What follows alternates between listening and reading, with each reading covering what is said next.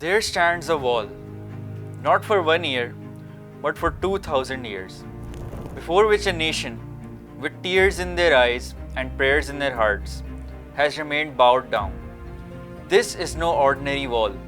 This is the Wailing Wall.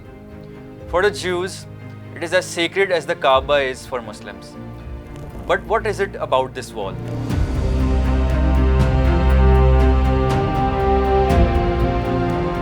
It is said this is the very place where once stood the Temple of Solomon, or Baitul Muqaddas, the place that held the secret, for which mountains around the world were dug, for which wars were fought for centuries, and for which the search continues even today. That secret is the Ark of the Covenant, known in Arabic as Taboot Sakina, a sacred chest believed to have descended during the time of the first human being, Prophet Adam.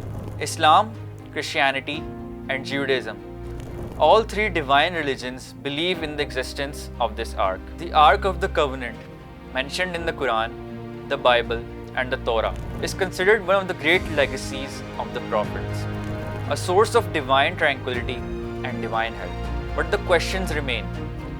What exactly was this Ark? What was placed inside it? Who possessed it? And will it appear again before the day of judgment? In today's video, we will open the doors to the mysteries of the Ark of the Covenant, a secret hidden within the mazes of history, faith, and politics, a secret that even today, the most powerful people in the world are eager to discover.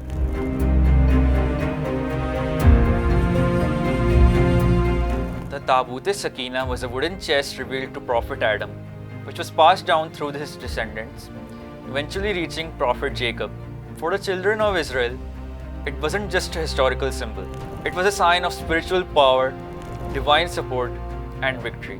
Whenever they faced hardship, this ark would be in their midst, and Allah's help would descend upon them. It became a source of peace and reassurance for them. Hence it was called Sakina, or tranquility. But as time passed, the Israelites began to forget Allah's commands. Disobedience, rebellion, and arrogance hardened their hearts. Then, one day, Allah's wrath descended. The nation of Amalekites attacked them, devastated their towns, and even seized this sacred ark from them. The Amalekites disgracefully threw the ark in an impure place. But the law of nature did not stay silent. The nation that disrespected the ark was struck with diseases. They soon realized this was a punishment for their disrespect. They searched for the ark and respectfully placed it on a cart pulled by oxen and sent it back toward the Israelites.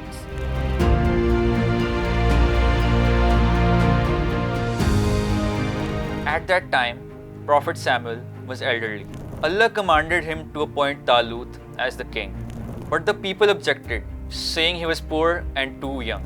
Prophet Samuel said, Allah has granted him superiority over you in knowledge and physical strength, and soon a sign will appear for you. And that's exactly what happened. By Allah's command, angels brought the ark placed in an ox cart before Prophet Samuel. Its return was Allah's decision and a clear sign for them. When the people saw this, they accepted this sign and acknowledged Talut as their king. After the return of the Ark of the Covenant, their morale soared. Their hearts were filled with faith once again. And the nation, which moments ago was drowning in despair, was now reinvigorated with a new spiritual strength. In the Quran, this is mentioned in Surah Al-Baqarah, verse 248. Indeed, the sign of his kingship is that a chest will come to you in which there is tranquility from your Lord, and relics left by the family of Moses and the family of Aaron, carried by the angels. Indeed, in that is a sign for you, if you are believers. After the arrival of the ark, through Prophet Talut, Allah granted the children of Israel prosperity. Then came Prophet David, and after him, his son Prophet Solomon became king. This era of prosperity for the Israelites lasted nearly 100 years, 16 years under Talut, 40 years under David, and 40 years under Solomon. This period began roughly 3 centuries after Prophet Moses, around 1100 BCE. When it comes to the importance and miracles associated with the Ark of the Covenant, it was a source of divine help, victories, and inner peace for the Israelites. Whenever they went to battle, they carried the ark with them, and divine assistance would descend upon them. It was a spiritual symbol and as long as it remained with them, they continued to succeed. According to Islamic traditions and commentaries, including Tafsir Tabari, Tafsir Qurtubi, and Tafsir Ibn Kasir, many sacred items were preserved inside this ark. Historical records and religious traditions from the three major Abrahamic faiths describe several unique features. It was the same chest in which Prophet Moses' mother placed him before casting him into the river. It contained the tablets given to Prophet Moses on Mount Sinai. It held the original Torah, handwritten by Prophet Moses, entrusted to the Levites. A bottle of manna, the heavenly food provided by Allah in the desert, was also in it. The staff of Prophet Moses was inside. The armor of Prophet Moses was in the chest too. According to Jewish traditions, the ark was kept inside the Temple of Solomon, but when the temple was destroyed, the ark too disappeared, becoming a mystery lost for centuries. Is the Ark of the Covenant still somewhere in the world today? This question has always puzzled historians, religious scholars, and researchers. Some Christian traditions claim that it lies hidden in a church in Ethiopia. Some archaeologists believe it might still be buried in a basement or cave beneath the ruins of Solomon's temple. According to some Islamic beliefs, the Ark is under the guardianship of Imam Mahdi or the saints of Allah, and before the day of judgment, it will reappear, a sign that divine help has returned to the believers. Some Sufi scholars believe it is a spiritual trust passed from one saint to another across generations. But there is no doubt, its true location is known only to Allah.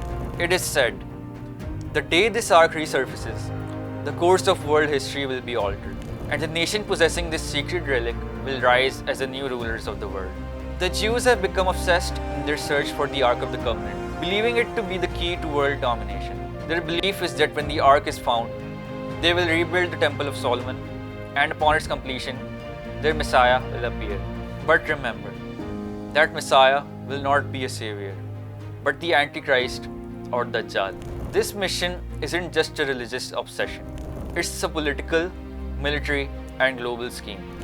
Israel is currently working on the Greater Israel Project, and a major step in this plan would be the demolition of Al-Aqsa Mosque to rebuild the Third Temple of Solomon. This would be the spark that throws the whole world into the flames of World War III. This conspiracy was essentially set in motion by the day Donald Trump recognized Jerusalem as the capital of Israel.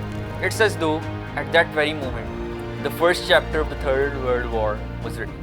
Sadly, despite all these Israeli conspiracies, the Muslim world has yet to make a solid plan to protect this sacred site. But the question remains, will once again the calls of Baitul Muqaddas be silenced in the empty skies? And will the Muslim Ummah once again remain mere spectators, watching another tragedy inscribed upon the pages of history?